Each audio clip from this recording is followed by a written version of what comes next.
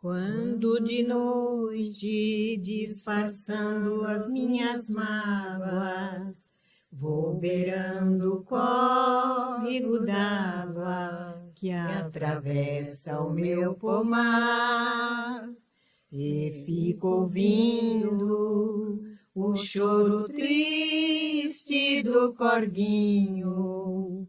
É o encanto que embala os ninhos, é o violeiro do luar.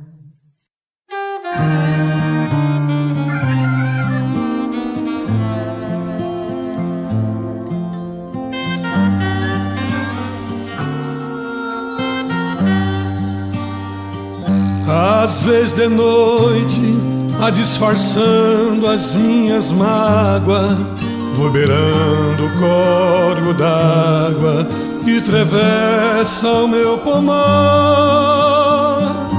e fico ouvindo o choro triste do corguinho, que é o canto que embala os ninhos, que é o violeiro do luar. E fico ouvindo o choro triste do corguinho, que é o canto que embala os ninhos, que é o violeiro do luar. Porque eu já tive tariquar esse corguinho, quem ouvisse a voz do pinho que eu fazia soluçar.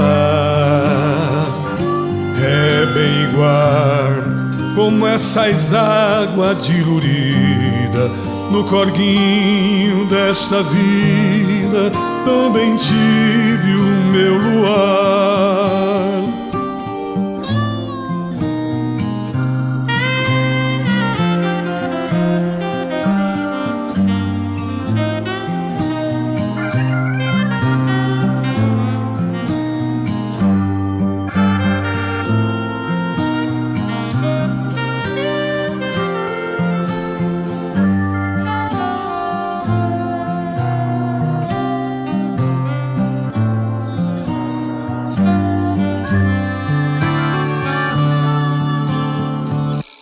Noite inteirinha, sem sentir o passar das horas, fico ouvindo a água que chora, abraçadinha com o luar. E tenho inveja desse amor tão apaixonado, que me faz lembrar o passado, quando eu tinha alguém pra amar. E tenho inveja desse amor tão apaixonado, que me faz lembrar o passado, quando eu tinha alguém pra amar.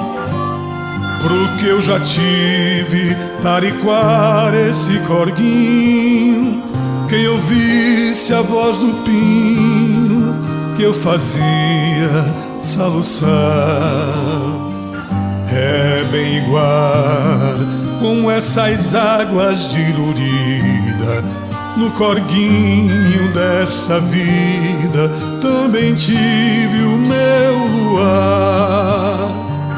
É bem igual como essas águas dilurida no corguinho dessa vida, também tive o meu luar.